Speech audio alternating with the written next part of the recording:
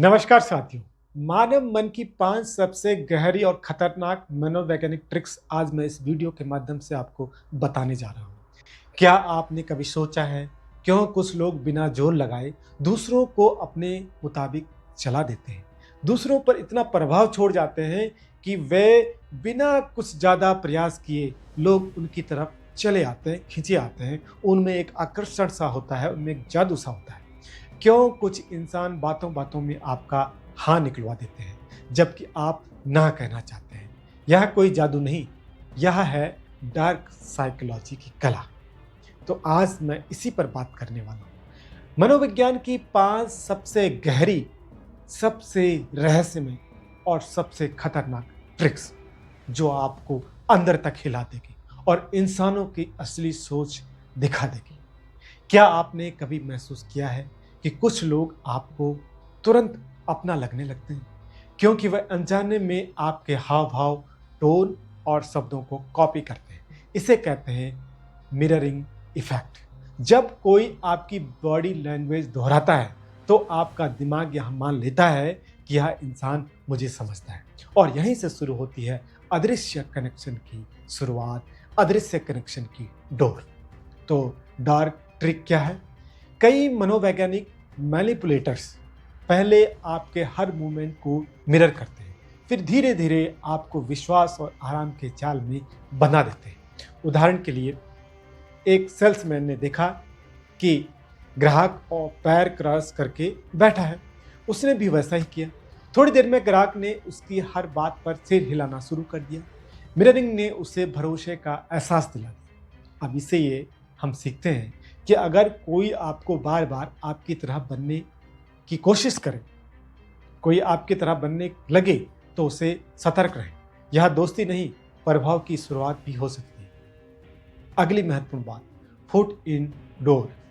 छोटी हाथ से बड़ी हाथ तक का सफर। यह ट्रिक बहुत पुरानी है पर बेहद असरदार। पहले किसी से छोटी सी बात बनवाओ, फिर धीरे धीरे बड़ी बात उसकी आदत बना दो। इसे कहते हैं foot in the door technique.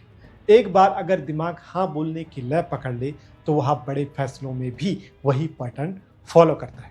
उदाहरण के लिए, पहले कोई दोस्त कहे, यार बस एक दिन नोट्स दे देना, आप मना नहीं कर पाते, आप उसको इनकार नहीं कर पाते। अगली बार वही कहे, पूरा असाइनमेंट भी भेज दे, और आप हाँ ही कह देते हैं। आपको लगता है आप मदद कर रहे हैं, असल में आप मन के कंट्रोल पैटर्न में आ चुके हैं। अब इससे हम क्या सीखें? हर छोटी हाँ सोच समझ कर दें, क्योंकि कई बार वहीं से शुरू होती है मनोवैज्ञानिक आज्ञाकारिता। अगली महत्वपूर्ण बात है साइलेंस प्रेशर। जब चुप्पी बन जाए, कभी किसी ने आपसे कुछ पूछा और फिर चुप हो गया और आप अचानक बेचैन उठे, अब मैं कुछ बोलूं, यही है साइलेंस प्रेशर की टिक। मानव दिमाग खालीपन या साइलेंस को पसंद नहीं करता। जब कोई अचानक चुप हो जाता है तो हम खुद ही उस सन्नाटे को भरने की कोशिश करते हैं और इसी कोशिश में हम सच बोल देते हैं या वो कह देते हैं जो सामने वाला सुनना चाहता है। उदाहरण के लिए, एक जांच अधिकारी ने आरोपी से पूछा, तुम उस रात कहाँ थे? आरोपी बोला, घर पर। अधिकारी बस चुप रहा 10 सेकंड। आरोपी बेचैन होकर बोला, लेकिन मैं थोड़ा बाहर भी गया था और वहीं से सच निकल आया।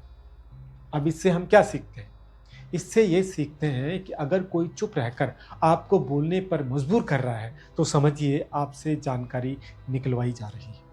यह सबसे चालाक मनोवैज्ञानिक खेल है। सामने वाले को चॉइस का एहसास दो, पर असल में दोनों विकल्प आपके फायदे के हों। उदाहरण के लिए, एक दुकानदार कहता है, आप ये शर्ट 1000 रुपए की लेना चाहेंगे या 1200 की? अगर आप ये शर्ट 1000 रुपए की लेना चाहेंगे या 1200 वाली जो ज़्यादा टिकाऊ है, कौन सी आप पसंद करेंगे? वो आपको यह सोचने नहीं देता कि आप शर्ट ना भी लें। यह है इल्यूजन ऑफ चॉइस, जहाँ विकल्प दिखते हैं लेकिन निर्णय नियंत्रित रहता है। इससे हम ये सीखते हैं कि जब कोई 2 या 3 विकल्प दे तो खुद से पूछिए, क्या मेरे पास चौथा रास्ता नहीं है? क्योंकि कभी कभी असली आज़ादी ना कहने में होती है।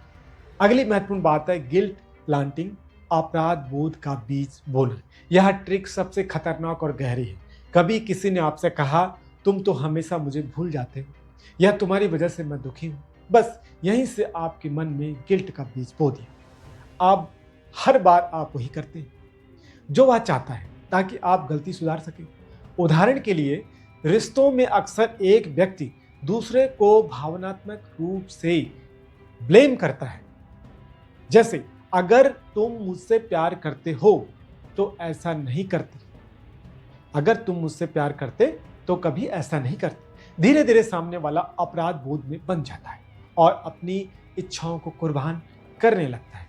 अब इससे हम ये सीखते हैं, यदि कोई बार बार आपको दोषी महसूस करवाए, यदि आपको कोई बार बार दोषी महसूस करवाए तो रुकिए। शायद आप नहीं, वो व्यक्ति ही आपको कंट्रोल कर रहा है।